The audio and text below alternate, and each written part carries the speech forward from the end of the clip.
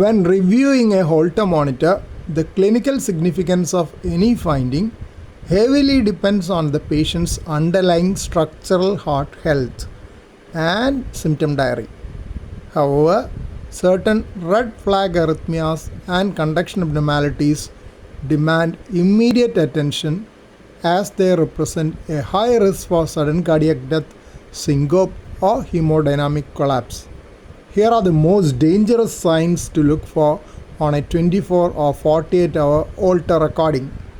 Ventricular ectopy is common, but specific patterns indicate severe electrical instability. Sustained ventricular tachycardia.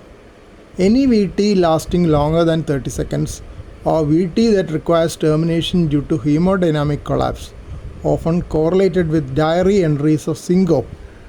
Polymorphic non-sustained ventricular tachycardia. While monomorphic NSVT might be tolerated, polymorphic NSVT suggests acute ischemia, electrolyte derangement, or a channelopathy carrying a high risk of degeneration into ventricular fibrillation.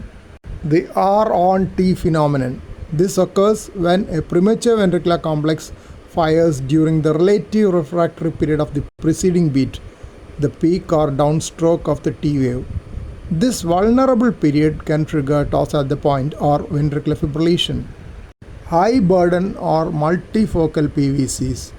A PVC burden exceeding 10 to 15% over 24 hours significantly increases the risk of PVC-induced cardiomyopathy.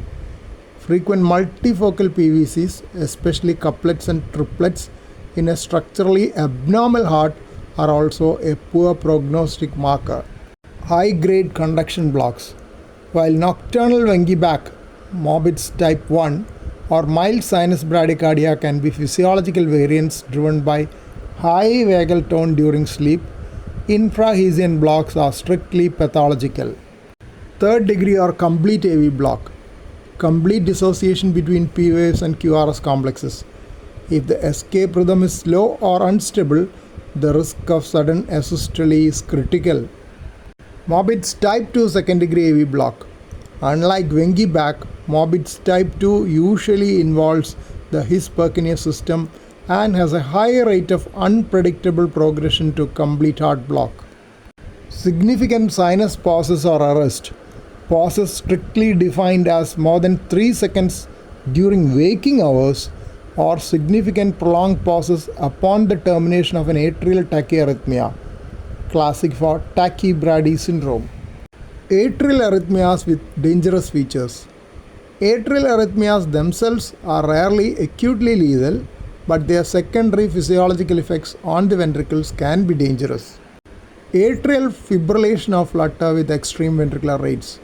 A rapid ventricular response sustained over 130 to 150 beats per minute can trigger demand ischemia or lead to tachycardiomyopathy. Conversely, AFib with an extremely slow ventricular response in the absence of AV nodal blocking agents suggests underlying conduction system disease. Pre-excited AFib.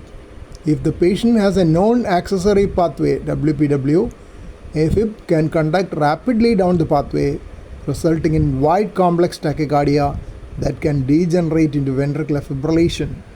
Ischemia and repolarization abnormalities. Holter monitors, especially 3-channel or 12-lead patches, can detect repolarization dynamics that resting ECGs miss. Dynamic ST segment shifts. Transient, symptomatic or asymptomatic ST elevation suggests coronary vasospasm, Prince-Metal's angina. Deep dynamic ST depressions often indicate demand-driven silent ischemia. Dynamic QTC prolongation. Noticeable lengthening of the QTC interval, especially immediately preceding episodes of ventricular ectopy, is a major red flag for impending toss at the point.